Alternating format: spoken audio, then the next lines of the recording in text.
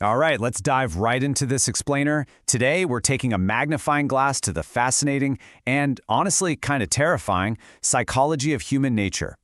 We're going to break down exactly how to see right past those perfectly polished, theatrical masks people wear every single day. So, if you've ever felt like you just couldn't quite put your finger on someone's true motives, well, you are definitely in the right place. I mean, really think about it for a second. Have you ever been sitting in a meeting or maybe at a dinner party and just had this sudden gut feeling that someone was, I don't know, just playing a character? Look, we all wear these theatrical masks to survive social situations, right? It's totally normal. We want to put our best foot forward. But here is the high-stakes truth based on the law of character. A person's true character always, without fail, leaks out in high-pressure moments. The second the stakes get high, that mask, it starts to slip. So, here's our roadmap for today. We'll start with the masks we all wear, then get into spotting the 7 cracks. After that, we'll talk about why you need to beware toxic character types, and finally wrap up with the law of role-playing.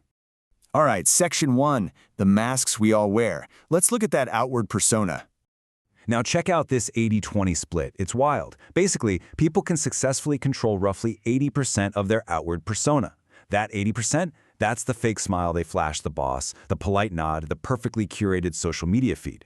But here's the catch. Keeping that mask glued on takes immense psychological energy. It's exhausting. Because of that, the remaining 20% of their true character is inevitably going to leak out. I mean, it is biologically impossible to maintain an airtight mask 100% of the time. When they're totally drained from a long flight or stressing over a massive deadline, boom, that 20% slice rears its head. So your mission is to stop staring at the 80% everyone else falls for and start paying laser-focused attention to that 20% leak. Moving on to Section 2, spotting the 7 cracks. This is all about reading those nonverbal cues. So, there are 7 fundamental cracks. We're talking about fleeting, blink-and-you-miss-it moments where the theatrical mask just breaks and the true character is exposed to the trained eye. And honestly, these happen all the time. It could be this sudden, super rigid change in their baseline posture the second a specific topic comes up. Or maybe it's a momentary flash of contempt right before they force a smile. Could even be a sudden micro-expression of superiority. And the beautiful thing about these cracks, they completely bypass conscious control. The person wearing the mask doesn't even realize they've literally just broadcasted their actual intentions right to you. Drawing directly from the insights in the laws of human nature, this breakdown is absolutely crucial. It brilliantly illustrates the difference between your standard nonverbal cues and micro-expressions, basically giving you a front-row seat to someone's actual intentions. Now, standard nonverbals, crossed arms, leaning back, they're useful, sure, but they can still be easily faked or misinterpreted. Micro-expressions, on the other hand, they are involuntary facial movements that last literally a fraction of a second. They happen so fast that, actually, scratch that, if you blink, you're guaranteed to miss them. So, when someone tells you they are just so thrilled for your promotion, but you catch a micro-expression of anger or disgust around their eyes for just a millisecond, believe the micro-expression. Every time. The face simply cannot lie in that initial fraction of a second. Okay, Section 3, beware toxic character types. This is all about protecting yourself.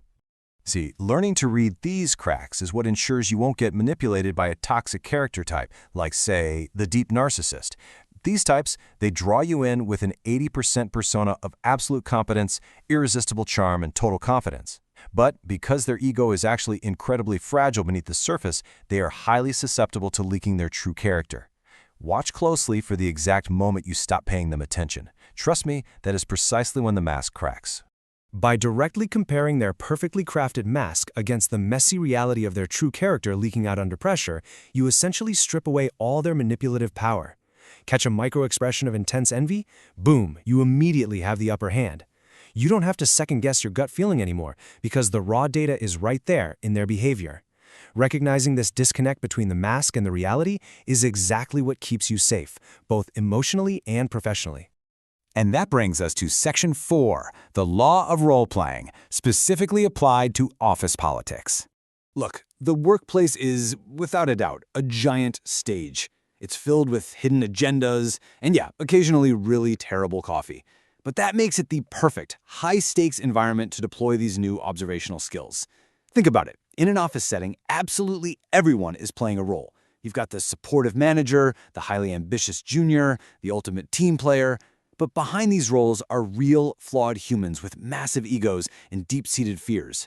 Once you understand that office politics isn't some weird anomaly but rather standard human theater, it changes your entire perspective.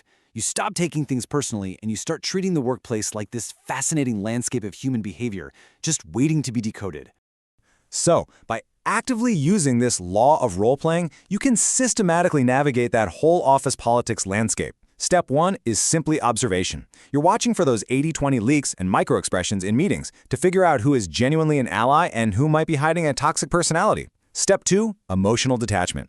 The second you realize people are often just playing a character out of pure insecurity, you stop reacting emotionally to their provocations. You can gracefully sidestep those toxic personalities because, let's face it, you see them coming a mile away. And step 3 is controlling your own mask. Knowing that 20% will inevitably leak, you have to become hyper-aware of your own nonverbal cues.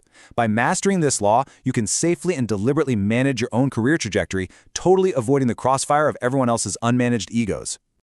All right, we've spent all this time analyzing everyone else's mask. But before we wrap up this explainer, I think it's time for some radical self-honesty. When you are under immense pressure, say when a major project completely fails, when you are harshly criticized, or you're just running on 2 hours of sleep, what exactly leaks through your own theatrical mask? Do you get super defensive? Do you withdraw?